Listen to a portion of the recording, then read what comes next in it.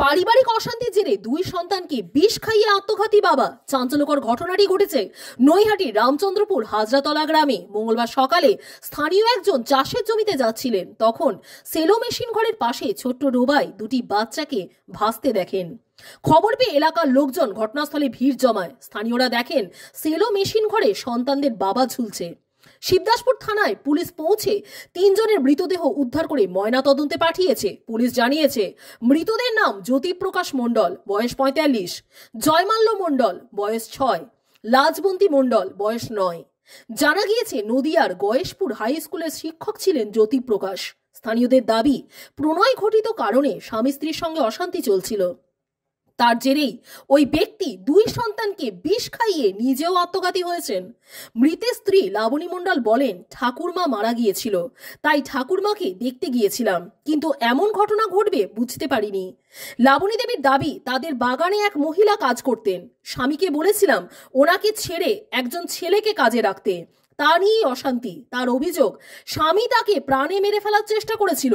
কয়েকদিন তিনি হাসপাতালেও ভর্তি ছিলেন। যদিও জ্যোতিপ্রকাশের মা অনিমা মণ্ডলের দাবি, ছেলের সঙ্গে অন্য মহিলার অবৈধ সম্পর্কের অভিযোগ মিথ্যা। একই পরিবারের তিনজনের আত্মহত্যার কারণ পুলিশ খতিয়ে দেখছে। কাজ করলাম, চাটা খেলাম, বসে আছি। থাকার পরে মাঠে শুনলাম কি যে এরকম একজন, আগে প্রথমে শোনা গেল আমাদের পাড়ায় একটা ছেলে পাওয়া যাচ্ছে না, সে ছেলেটা খোঁজ পাওয়া যাচ্ছে না। তারপরে শোনা গেল কি মাঠের মধ্যে একটা ছেলে মারা আছে।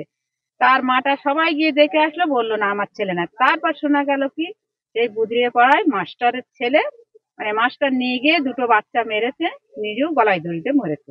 গলায় দড়ি? হ্যাঁ। কিভাবে গলায়, কার সঙ্গে গলায় দড়ি দিল তা জানি না, সেটা মাঠে এসে দেখছি কি বাচ্চা দুটো কুয়ার মধ্যে পড়ে আছে, উনি গলায় দড়িতে ঘরে ঝুলছে। হ্যাঁ, চেম্বারে কুয়ায় পড়ে আছে। হ্যাঁ, পুলিশ এসেছিল। হ্যাঁ হ্যাঁ হ্যাঁ হ্যাঁ, আমরাও তো শুনে অবাক। কাল বিকেলে বাড়িতে বেরিয়েছে, ছেলে মেয়ে দুটো বেরিয়েছে যে আমরা ঘুরতে যাবো। তারপরে ঘুরতে যাই আর বাড়ি ফেরিনি। তারপরে আমি ফোন করলাম, তো ফোন সুইচ অফ। তারপরে ভাবলাম যে দিদি শাশুড়ি মারা গেছে, হয়তো সেখানে গেছে। তারপরে সকালে বৌমার কাছে ফোন করলাম, তো বললো আমাদের এখানে আসেনি। সেইখান থেকে খোঁজাখুঁজি গ্রামে এখানে ওখানে খোঁজাখুঁজি করতে আছি। আমার ছেলে